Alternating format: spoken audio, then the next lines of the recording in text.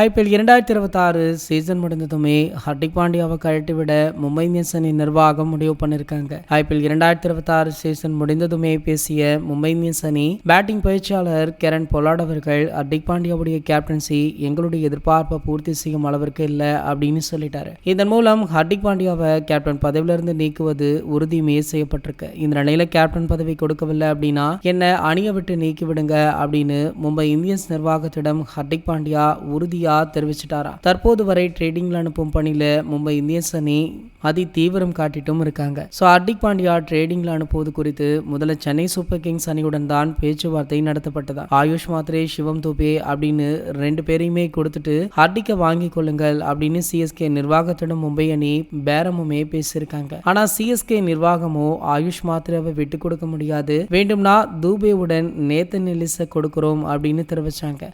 இதுல சிஎஸ்கேவிற்கு பெரிதாக உடன்பாடு இல்லை அப்படின்னு திட்டவட்டமாக சொல்லிட்டாங்க. இருவருடைய பேச்சுவார்த்தையுமே தோல்வியில முடிஞ்சிருக்காம். இந்த நிலையில பாத்தீங்கன்னா சமீபத்தில் KKR உடன் பேச்சுவார்த்தை நடைபெற்று வந்ததாக சொல்லப்படுது.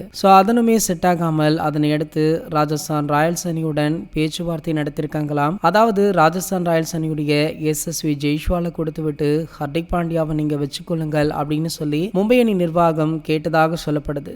இந்த ட்ரேடிங் உறுதி செய்யப்பட்டிருக்காங்க. கூடிய விரைவிலேயே இது அதிகாரப்பூர்வமாக அறிவிக்கப்படும் அப்படின்னு எதிர்பார்க்கப்படுது. சமீபத்தில் பாத்தீங்கன்னா லக்னோ டெல்லி இடையே ஒரு மிகப்பெரிய ட்ரேடிங் நடைபெற்றது. இதனடுத்து தற்போது ஹர்திக் பாண்டியாவுடைய ட்ரேடிங் தான் ஒரு மிகப்பெரிய அளவில் எதிர்பார்ப்பை உருவாக்கி இருக்கு. இது போன்ற கிரிக்கெட் செய்திகளை பத்தி நீங்க உடனே தெரிஞ்சுக்க நம்மளுடைய சேனலை மறக்காம சப்ஸ்கிரைப் பண்ணிக்கோங்க.